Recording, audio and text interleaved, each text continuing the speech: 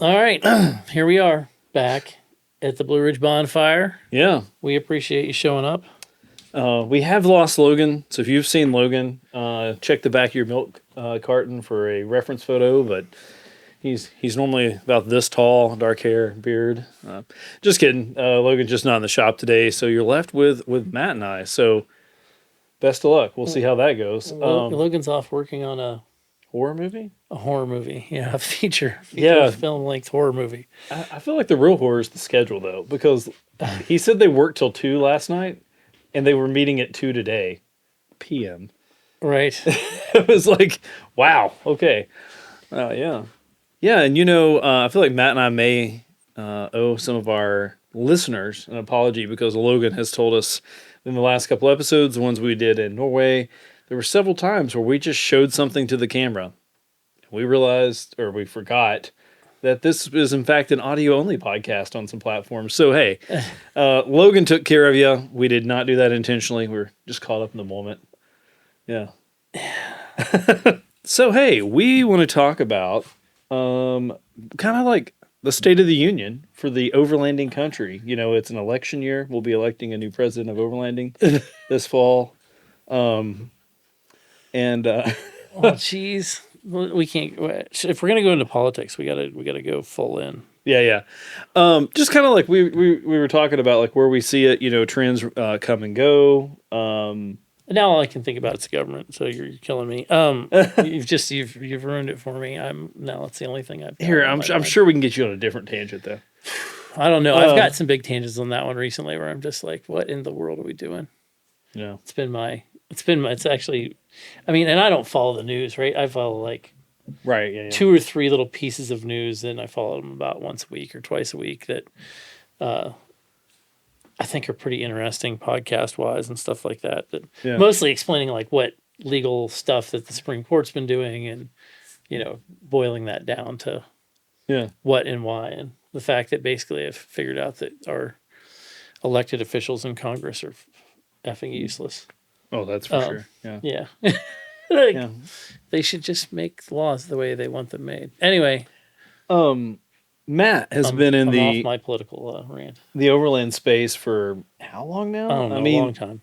Yeah, you've obviously the company is 10-ish years, 12-ish years, kind of. Yeah, something in that range. Yeah, so before that you were definitely off-roading. Yeah, a lot of off-roading previous to that. And I know we try not to get caught up in semantics, but I think your trips back then, prior to Brog existing, counted as overlanding because you were doing we did a lot of traveling, camping, long trips. Yeah. With the family. Yep. And actually getting out there in boondocking it. Yeah. in the woods, and previous to that, probably some dog sledding and hiking and climbing and whatever. Yeah. All the stuff I did before I was old and broken. Yeah.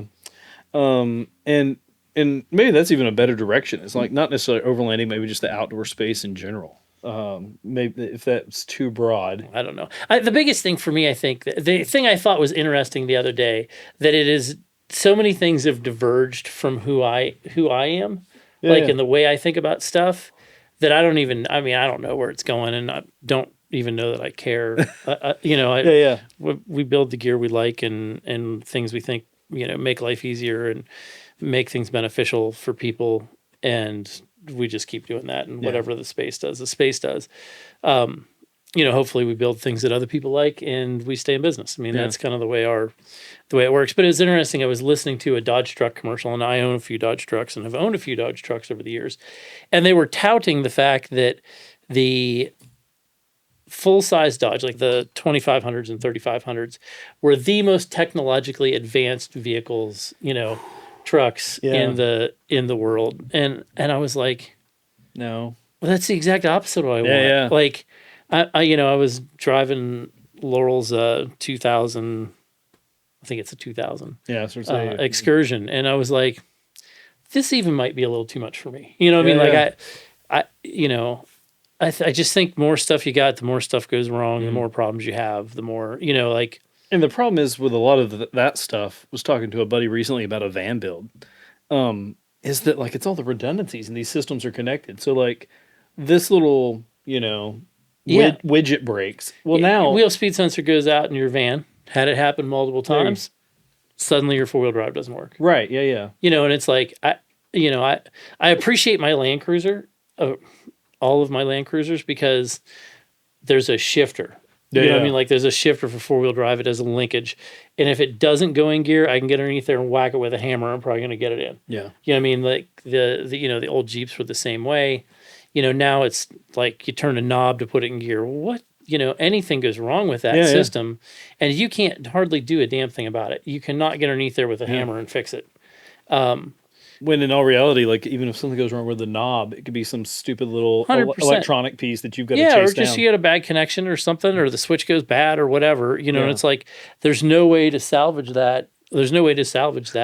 If you notice us looking down for the video, folks, we do have a special guest, Matt's latest canine companion, who is either eating cobwebs or insulation. Yeah, we're not sure which, but she's walking underneath my chair, having a good time here. Yeah. Part of the show, sort of. But I'm with you there. I remember a few years ago, it may be more like 4 or 5 now, Ford actually, I don't know, there were some articles how they were considering building a truck without essentially without a head unit, with no touchscreen and all that stuff. Yeah. And for one thing, it was going to bring the price down like 10 grand. That. And I thought I could totally get down with that. I mean, obviously, I use my phone in the truck for. The problem is, I love my technology, right? Like we've basically built a business that is, this business was built mostly because of social media. I mean, we couldn't have done this, pre-social media in the flip phone era. We couldn't have built this business. Yeah. We just couldn't have. Like it's, the cost, what it would have cost us to get our ideas out to the public and have them understand it would have been astronomically expensive. Yeah. YouTube and Instagram and Facebook have allowed us to do so many things so it's like I have an affection for technology because it's blessed us with a lot of opportunity to work with people and to help people and to do stuff and to do things we like. And then at the same time, it's like,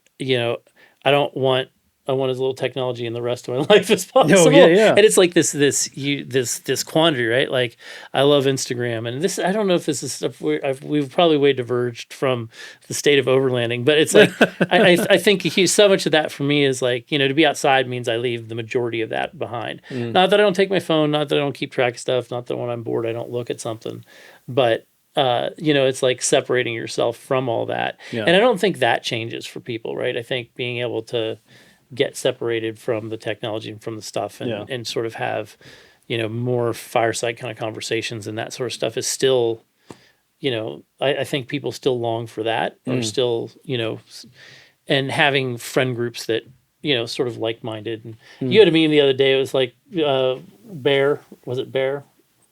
It's like, I want friends that the bow. Oh, Fredbear. Yeah. I'm going to do Fredbear stuff with my Fredbear friends. Right. And it's like, I think that's what this is, right? And the question is how many of those are out there, or how many people like that are out there. But I always kind of chuckled when I saw that, because I'm like, I mean, that's the reality, right? You want to go out and do the things that you like with people you enjoy. And I don't think that ever changes. I don't know whether which, if those of you that don't know, Fredbear, definitely like badass of the day, history badass of the day. Yeah. Very early, kind of like, I don't know, what I would call air quote modern archery. Yeah, The forefront of that. He was the forefront. I mean, and designs and technology, but kind of going back to what we do, also a pioneer for like videoing that stuff. Yeah. Like him and his buddy would be out there with like a Super 8 hand cranking that camera. And also the dude, and I mean, in his latter years, was absolutely fearless, like hunting grizzly bears with a recurve at like 12 yards, and if you could just YouTube Fred Bear and see some really wild stuff. No, I like I said, I think we all sort of long for that, or at least I do that, and the relationships that are built around that. I think, I don't know that that's trauma bonding. I'm not sure what that is exactly, but I think there's something to that. I think there's a lot of trips that have a little bit of, trauma or chaos bonding, whatever you want to Yeah, call that. no, I mean, through hardship, stronger bonds are forged, for sure. Right. I do think that is definitely one of the reasons that maybe the overlanding and just outdoor adventure rec space has seen a resurgence Yeah, in recent years 100%. and so many new people, which I'm all for it. I think it's healthier overall and it teaches you a lot about yourself. Oh, Oh no! Oh yeah, no! don't Oh bring no! an actual light down, Ann. Yeah, That would that'll be be bad. fantastic. Hold on, we're gonna see if we can collect her up here. Oh, okay. Oh, for the non-video folks, Matt is now lifting up Ann. Ann is We don't know what Ann is. she Ann's a West Virginia brown dog. yeah, She's yeah, gonna hang out here for a minute. with some like herding tendencies, but Yeah. She's like border collie and yeah. whatever, some kind of Spanish herding dog. I don't know. But if you are having a hard time picturing her, you can't see her. Do you remember those feather dusters that your grandma had that they came in like a rainbow pattern, but there was also just like a straight kind of blackish grayish one with a handle? Anne is actually the breed of dog where they would get the black and gray ones. She just looks like a feather duster with eyes, like some fluffy hair. It kind of points in every direction at the same time. Yeah. So Yeah. She's entertaining. Hopefully she stays good up here.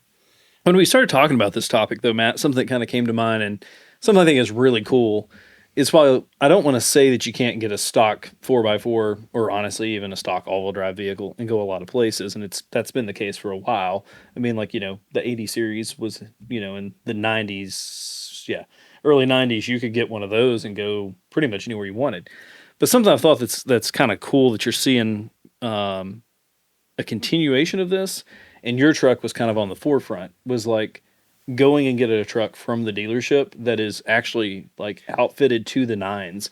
Because I look at like the new here we have a very very small dealership here in town, but they have an AT4X Canyon Yeah. that's on like 33s, front and rear locked, Yeah. skid plates, sliders, like Yeah. Everything you need to do about whatever you wanted. yeah. I think the other thing that happens too, I think there's an evolution for people, and I think a lot of it's about, as far as like how long it lasts and where it goes is, I think there's an evolution, right? And a friend of mine, Dave, used to joke about, you start out from the tent and then you end up in a rooftop tent and then you end up with an in bed something and then you end up in an RV. Yeah. Like that was his. Yeah. That's the evolution of That hits a little too close to me. right. Right. I mean, I have executed through all those and maybe going backwards again. I think going back to the evolution of that stuff, you start out and you're just going out to camping and get out and explore, and then you do that for a little while, and then you're like, oh wait, I kind of like to bike. Okay, Yeah. great. So now I'm going to use my rig and I'm going to use it to go biking. Okay, now I'm going to go, and we've seen this like Staten now. It's got a van. Yeah. Got an all-wheel drive van, and Jimmy Hyman and a bunch of these other guys have all gotten vans, and they're they're doing they're sort of changing the game as far as what they do. And that's a really good example because like Jimmy was coming from a Gladiator with a small trailer, Yep. and then he went to a bigger trailer with a Gladiator. Now he's Yep. got a van. Staten had a really well kitted Ram 1500, 25. 25, yeah. What did he have before that? I don't remember, but it was nice. Yeah. But yeah, no, for sure. And that's a good point and a very good example. I mean, Yeah. I mean, you start to watch that happen. And then the other thing I think too is, again, you go out, you explore, you do stuff, and then either your family changes, your life changes, and like it's like, oh, it's fishing, and it's you get into fly fishing, and we see a lot of that stuff where people sort of grow through the, oh, I'm just not going to go camp at the beach, or I'm not just going to go camp in the woods. I'm going to go camp at the woods, and I'm going to bring my fly fishing stuff, and I'm going to fish. Or you think that's kind of a evolution of like, maybe if you're not really doing that stuff at all. First, it's about just getting out there. Well, then it's getting out there for specific places, and then you add in a specific purpose. Like yeah, no, I think that's it. I think people go through that evolution. I also think you see it backwards in industries, right? Like I see it backwards in like it seems like you're seeing that in like the long range rifle, right? So we obviously have we do a lot of long range rifle stuff as a family. My daughter is shoots for a living. So we get to see a lot of that. And what you see there is like guys that traveled in trucks and stayed in hotels and Airbnb. Not that they're not doing that, but now you're starting to see Sorry, Anne's repeatedly bashing her head on the mic. Yeah. Oh, there we go. Now she's back. She's back. But you're starting to see those guys, getting trucks, getting in the woods a little bit, setting them up to camp a little bit, and then using them in their sort of, their shooting endeavors. Yeah. Which I think is interesting. Like they're almost going exactly the opposite direction. Mostly probably because we see it from the Overland side, right? Right. Yeah. Everybody we know has sort of started out traveling, getting together groups of friends or going out by themselves and doing some traveling. Going for the sake of going. Then you start going for the sake of X, something Y, Z. else, right? Yeah. And these guys are like, oh wait, this would make what I do now way easier. Yeah. That's a great point. I think that as far as this community, I don't want to make it sound like there are people that it's like, oh, if you're not heading to Patagonia, you're not overlanding. Right. There's plenty of people that are weekend warriors, and then they take a long trip here and there. Yeah. Obviously Steve, doesn't have like a regular job anymore. Right. Goes and does long trips all the time. But Andre went out west with him recently. Yeah. Like his first time out west, but they did like 26 days on the road. And like really put down the miles and saw a lot of cool stuff and things. It's just not everybody can head out for weeks, or a month. Well, and I mean, they've done a lot of, weekend stuff together. And done a lot of weekend stuff in general, all of them. And I think, that's us. We do weekend stuff, and then we have, a slightly more, maybe more epic or more exciting trip that we try to build into our life. And because we like to travel and see new things. I mean, Norway was a good example. We've not, that was a pretty interesting. Yeah, that was more van life. We learned some things about what was that Toyota Pro Ace? Toyota Pro Ace. Should we tell the truth on that? Do you think we're past the statute of limitations? I think they would have contacted us. I think they would have contacted us. All right, record, or they maybe have emailed me and I just ignored record scratch moment. So we've talked about, even on the Norway episodes, our van. We had this Toyota Pro Ace, which is branded as a bunch of different things. Yeah. But essentially a 4-row, right? Three row. Yeah. Yes. 3-row van, cargo van, 9-seater. Yeah. And we bigger than a minivan, smaller than a real van. Yeah. So we get this thing, pick it up at the airport, immediately head up into the mountains. It gets incredible gas mileage. So stupid. We didn't get gas until we were literally the other side of the country. Yeah. Well, which isn't that far. Well, that's true. Yeah, but we were several hundred miles into this trip. Yeah. And was it the first fill up? Second was fine. Okay. Yeah, first fill up was fine. Because if you're not familiar, Norway has like a lot of diesel and very little gas, and so the second fill up, kind of like we needed to get gas, or we needed to get fuel. I keep saying gas. We needed to get fuel, and Philip number 2. Yeah, we had some hiccups with the van. Like it had. Oh, after Philip number 2. Oh, I was thinking it was doing some weird stuff before. No, okay. No, all the weird stuff came after Philip number 2. That's true. So we got a quarter tank. We pull up to a gas station, and not realizing that a lot of the numbers on them are the same. And we don't necessarily read what they say real well. Yeah, because it's not like 87. Right, and there's a green, everything we have here for diesel is green. Yep. And then we proceeded to fill it with gas. 3/4 of a tank of gas. Initially, we start getting some weird... the worst thing was, like, I'm used to diesel pumps here because I pump a lot of diesel in there. The oh my gosh, Anne's got very excited. And the pump itself... like the nozzles are bigger on diesels, everything about it. Not the case in Norway. Nope. No, you can put 3/4 tanks of gasoline in a diesel. And I mean, it's just like I said, the pump nozzle's the same size. Everything about it worked perfect, and I looked at everything. Anyway. So we get back out on the road. The initial warning was something really weird. Yeah, I don't remember now. What it was. But we thought, oh, okay, well, it's a rental, and we've already put down several hundred miles. Maybe it needs DEF, which they call something different. Yeah. And we pull over at another fuel station and put some DEF in it. And it took a whole, they have like a 1.5 liter or 2 liter. I don't know. We put a bunch in it. And it just gone. Probably 2-3 gallons. Yeah. And it was gone. So we're like, maybe that was the problem. It seemed to run a little better. And the jacked up thing is it ran fine. Like it just didn't idle well. Yeah, and starting was Starting terrifying. was a little terrifying because it took it a second to get. As soon as it got warm, it was good. Once it got warm, everything worked fine. So, long story short, for the next 4 days, we drove her. And outside of like a few like in the morning, like, oh, here we go. Let's see what happens. Yeah, and don't turn it off now that it's running. Yeah, matter of fact, we had a few stops where we let her idle a while. I'll leave out the gory details.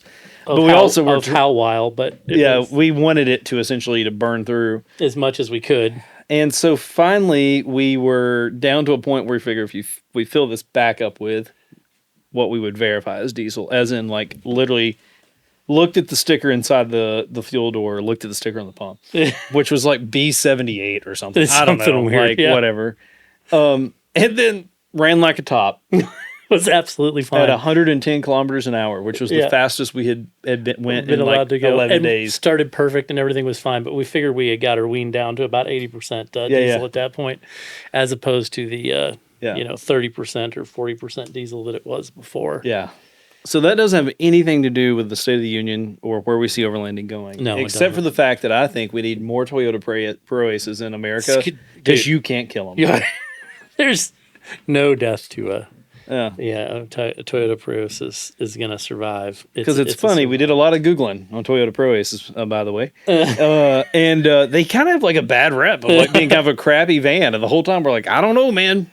Seems pretty bomb-proof to me.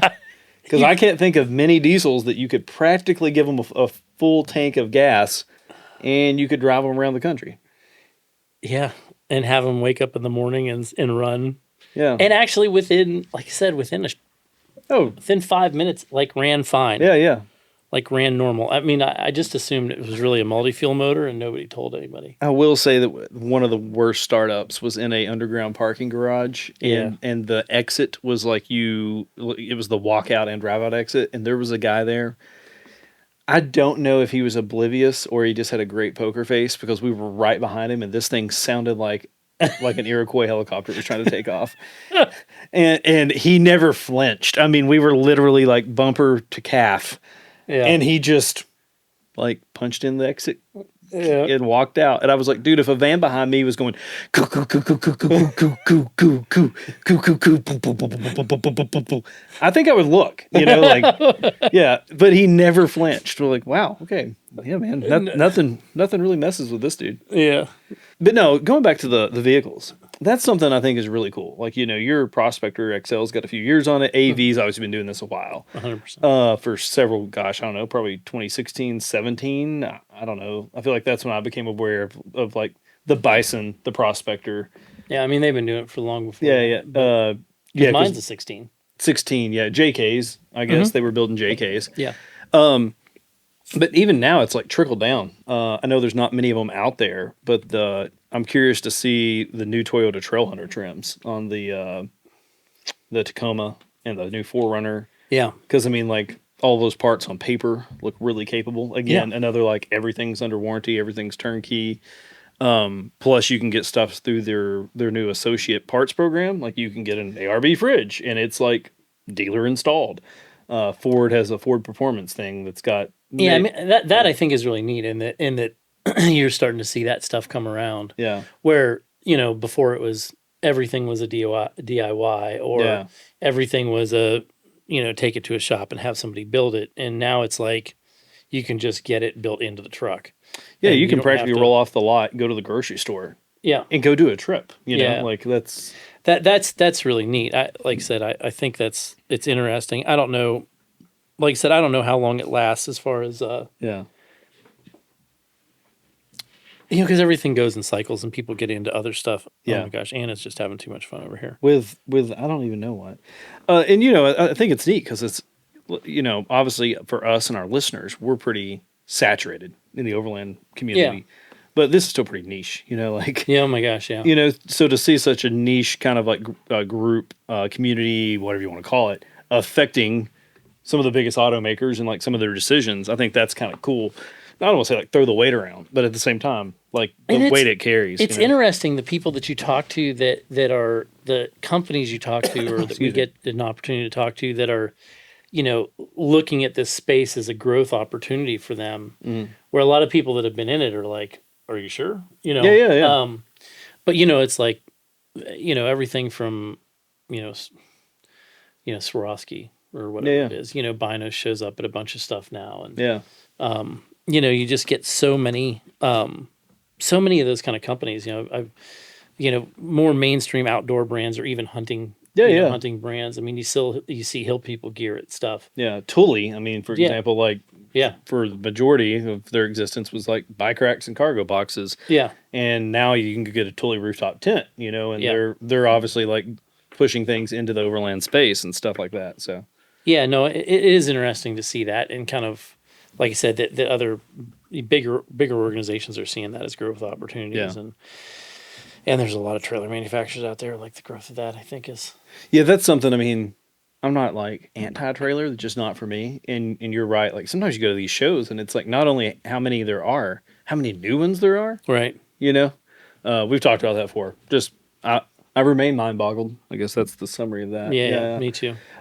Yeah. I think though that what you said about like the other activities is probably something too with those other companies. Like mountain biking, for example. Yeah, Well, instead of having to like every day drive out to the trailhead, well, if you got a rooftop tent and some organization, and a little bit of a camp kitchen situation, just stay there, maximize your riding time, and I think that's probably one of the reasons that some of these other brands have been like, oh, why are all these Tacomas with a tent on top of them? right. Like that. Like if that wasn't Yeah. kind of like the introduction from the other side of things, yeah, Yeah, they have fridges and everything else. yeah, You're seeing a lot of interesting. You're seeing a lot. The neat thing that does for you is it gives you a lot of development, right? There's a lot of product development that now suddenly goes in, right, and that companies that can kind of wield a bigger stick or do more stuff, you're yeah, seeing them show up. I don't know if that's good or bad, mm, honestly, because I don't know how much that impacts the cottage manufacturer like yeah, us. Honestly, I don't know. You hope you keep coming up with ideas that yeah, people like, and you don't get run off by offshore manufacturing and yeah. monstrosities. But Which we've talked about before. We're nimble. That's one of the things I like that, a lot of those companies that, like a Vista Outdoors brand have a million rungs of a ladder to go through to make a small change. yeah, We can make a small change like, right now. yeah, and it's easy to miss the mark, I guess, Yeah. too, when you're to have something that seems like a good idea and Yeah. then realize that, oh wait, that doesn't really fill the void that we thought it did. Yeah. And then, so it'd be interesting to see as those companies get in, whether they stay in, whether they actually devote real Mm. resources to it, or not. Yeah. And I, obviously, like I said, as manufacturers do, and it becomes a little more real. Now the question is, do they force it to jump the shark or not? Yeah. Logan's not here. But one thing I want to talk about, because Logan and I had this conversation, is there's a terminology or like a idea, concept, maybe it's the best way to say it, in the coffee world about like the waves.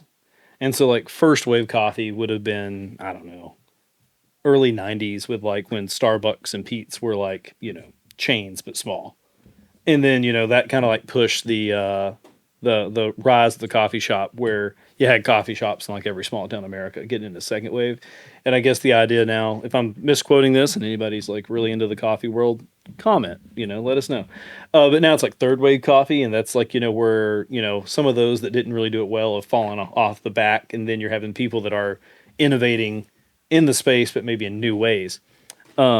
That's kind of like where I think we're at. It's kind of with the overland space. I feel like there's been some people, there's definitely some companies that kind of like popped up in the early part of the big boom that have already dropped off. And now you're seeing some new folks kind of like get involved. Think of like Easy Supply and Rig Caddy that are doing some neat stuff, and not just Yeah, with products, but even community with like their swap meets and stuff. Like yeah, introducing new ideas, and stuff like that it's cool to see. But yeah, you're right. It is. There's always a bit of a, I don't know, unsurety. I don't know. oh yeah. I mean, you wake up every day and wonder, Yeah, yeah, wonder whether the next thing you come up with is smart yeah, yeah. to anybody but you. Right. Yeah, Or at least that's what happens to me. It's like, or is this my last good idea? yeah, That's yeah, always a panic for me. Do we have any ideas left? Do we have another way to? And not that we've got plenty of stuff in the hopper. I'm not saying that. yeah, I'm just but that's like when you're looking to build fun stuff, is there ever a point where you run out? Yeah. No, for sure. Yeah. And does the industry come to a halt because there isn't any more ways to strap something to, wrap something to, Yeah. Yeah. around, bolt something to Right. a Tacoma, Yeah. or a Yeah. Jeep or whatever. Like, is there just a point at which there isn't anything left? Yeah. There's You no know, there's no more room on the dash for not one more duck. right, right. Well, Yeah. or there's not one more mount for you've mounted everything in the world. Yeah. Yeah. No. Like you look at like Dark Side and his interior. Like, could there be anything else? Yeah. Like I think for that those, is his it's kitted. That's his kitted yeah. a Command Central ish style system as you could have. Yeah. And okay, so what's next? Is there a next? Yeah. I don't know. And I think for that space, that's the guys, that it's, and I say this with love in my heart, like that's the Lego mindset. Yeah. You built that set. All right. Do you now build another one? Let's go get a new set. You go full Rodney and you just buy another truck. Yeah. I don't know, man. I'm afraid one day that. Rodney was just here, so and he was here for about a week, and he had the same truck, Which was weird. 2 times in a row. Yeah. Yeah. Same vehicle. I'm not even sure what to do. I'm a little worried that Yeah. maybe it's ended. I'm not. Just give him a minute. Like, maybe it was an off season. I think he like ordered. This may be top secret, and his wife might not know. So hopefully Donna's They've been not on the road listening. for like 2 or 3 weeks at this point. Yeah. Hopefully it came up. He ordered a 4-wheel camper for it. Yeah, yeah. So and then I think it's a surprise for his lovely wife. I think it's yeah. I don't think Donna listens. Probably not. That's probably And, true. And my wife doesn't, so she's not going to tell Donna. And Logan, just don't make that the social media clip, and we'll be okay. Yeah. So yeah, and I think what his plan was kind of cool, and I think that's going back to what you said. So like, Rodney has had way more vehicles than your average person. Yes. All right. Bottom line, that's a fact. But he's went a lot of routes, a lot of different ways you can go, and still end up with like rooftop tent, things like that. Yeah, ground tents. Yeah. But now he's back to some ground tenting. Yeah, now he's going to have a mid-size truck, but with a Project M, which he was telling me like the main draw for him is he wants to make the interior build out pretty easy to remove, and then just have jacks on the shell. Yeah. So you can take it on and off and still have the truck. And it's like we've talked about, like, yeah, at least in my POV, the ultimate like daily driver plus like trail rig plus like, because we do events, would be a flatbed or something like that. I could pull the camper in and out because I'm going to take it out in the woods some. Sometimes I may just take a tent, but if I want to haul something, yeah, it's still there. I'm looking. It's still there. I'm looking for the Swiss Army knife. Yeah. Yeah, I still haven't found it. I mean, I'm close. I'm close in the truck I have. If Yeah. it didn't get 8 mile a gallon, I'd be. Yeah, I will say, listen, here, I mean, I could, well, if I had better service, I could pull it up. Like, a buddy just got a couple months ago, got a year or two old F-150 that has like the power unit in the bed, and it gets 23 miles a gallon. Yeah. I saw a guy had one listed online with a little bit of lift and some steel bumpers, but essentially that.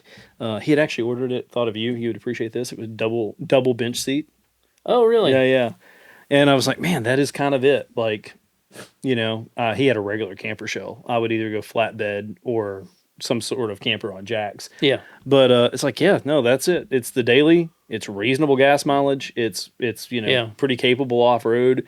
You don't really have to worry about power because it has a kick-ass power system in it already from the factory. Yeah. So Yeah, I mean, I think, like you said, and for us, probably you and I more than a lot of people, but does it get you to a place you can fish? Does it get you to a place you can whatever, insert whatever? Does it get me close enough to where I'm going to hunt, or does it get me close enough to, where I'm going to be doing something else? Yeah, and then is it comfortable with the rooftop tent rally or more, or wherever for 4 or 5 days? Yeah, and can it haul? Can you haul and sleep 3 or 4 people? Can you? Yeah. And my requirements for that, have gone up and now are coming back down. As far as like, I had to haul 5 all the time, and now I'm 3.5. And so it's like my requirements for sleeping capacity and stuff like that keeps dwindling. At some point, it'll be back to 1. I'm assuming. Assuming I'm around long enough and everything goes right. I will say your van had a pretty awesome multi-sleeping situation. The Sprinter. Yeah, you could sleep a lot of people in that Sprinter van. Yeah. But I don't need to sleep that many people anymore. Yeah. You know, Laurel's off doing her own thing most of the time and Yeah. is not taking road trips with us. Sam's hot on the hills. Like, yeah. Yeah. Sam's 17. You Yeah. know, not that she doesn't go do stuff with us, but less likely probably to be. You know, Laurel's less likely to be on a cross country driving trip with us unless it happens to coincide with some sort of shooting event. Yeah. Which there might be one in Colorado. I might catch a Colorado one this September that cool. might drive. Yeah. And I think too that, you know, with the overlanding thing, you know, we talked about like the new companies and bigger companies get involved. You know, I think it's neat too because that does push. I mean, you know, keeps everybody innovative or you fall off. Yeah. And you know, we were kind of talking about us in particular. Not that this is that we're integral to the overland space, but I think we've done a good job of also being like introducing things that everybody that's kind of an active lifestyle or even a travel lifestyle can enjoy. Yeah. The duffel went really well. I was at Expo and saw a cool Land Cruiser in the tab booth and like literally stepped up in the camper because it was like a Chop 200 series of the Enduro camper. And there was one of our duffel bags. Yeah. You know, it's obviously those things are resonating. The transit bag, by the time this comes out, you know, the first batch of transit will have shipped. Yeah, because they're almost done now. Yeah. I mean, and those have been well received, and not necessarily folks are like overlanding, again, air quotes, you know, they're just outdoorsy or travel, and they want a good personal item that's got some organization. And yeah, well, and I think that, you know, the chest rig I'm really excited about. Yeah. Because I think that's such a crossover piece. Mm-hmm. I mean, you've done some fishing with it. Yeah, and I've done everything from mowing with it to traveling through. Yeah, again, I mean, I carried it all through Norway. I've spent a sling bag. Yeah, countless hours with it as a chest rig on the tractor. You know, hiking with it. You know, a lot of Norway I set up as a chest rig when we would be in the woods. Yeah. So I could use it, keep camera equipment in it, or keep video stuff in it, or whatever. And so I've just, you know, it's interesting. Like I said, as you get into stuff, and you're like, oh, I need something that does X, Y, and Z, and I hope that continues to resonate with people that are getting out and doing stuff. And like I said, whether they're fishing or biking or climbing or whatever that is, that they're, you know, we're able to continue to provide value to them, because that's the kicker, right?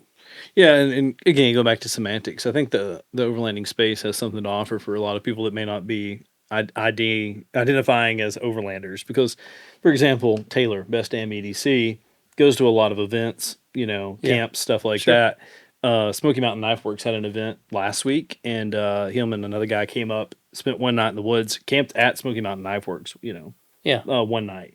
You know, in his truck, he's got a Bison with an IU cab canopy camper. So the idea is, you know, long day on the road, you pull in, pop the top, and go to bed. Yeah, you know. No, that convenience resonates with a lot of people. That outside of just the overlanding space. So it's interesting to see the crossover happening. Yeah. I don't know if we've really talked about it. I don't know what the state of the overlanding is, but I think that's just like it's still getting popular. Yeah, and maybe, I think it's diversifying. Yeah, because we've been thinking it's a long time to get here. Yeah, so yeah. I think it's diversifying into not just overlanding, and like I said, I think that progression is interesting, and I hope it continues like that. I hope we continue to see, you know, other people sort of using the tools that were developed specifically for that industry, or the gear that was developed specifically for that industry, to make things easier. Because the hardest thing is to get out the door, right? I mean, that's what I've always kind of preached. Like, it's easy to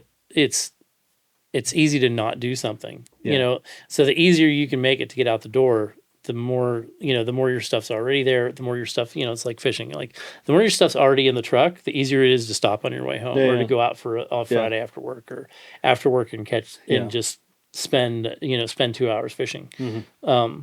You know, if you don't make that stuff easy, you don't do it. Yeah. And the easier you can make it to do, you know, it's like you want to play the guitar more, or you want to play an instrument more. It's got to be within a step or two of the couch. Yeah. Right. And probably for me in the winter, because when it's dark, I'm prone to being inside more. Yeah. You know, but like when I was, you know, I play the banjo a little bit, used to play quite a bit. And that's one of the things for me was like, it had to be, if it was within 2 steps of the couch or on my way to sit down. Yeah. I'd pick it up and play for half an hour, you know, or pick it up and mess with it. If it's not, I won't go get it and do it and put any time in on it.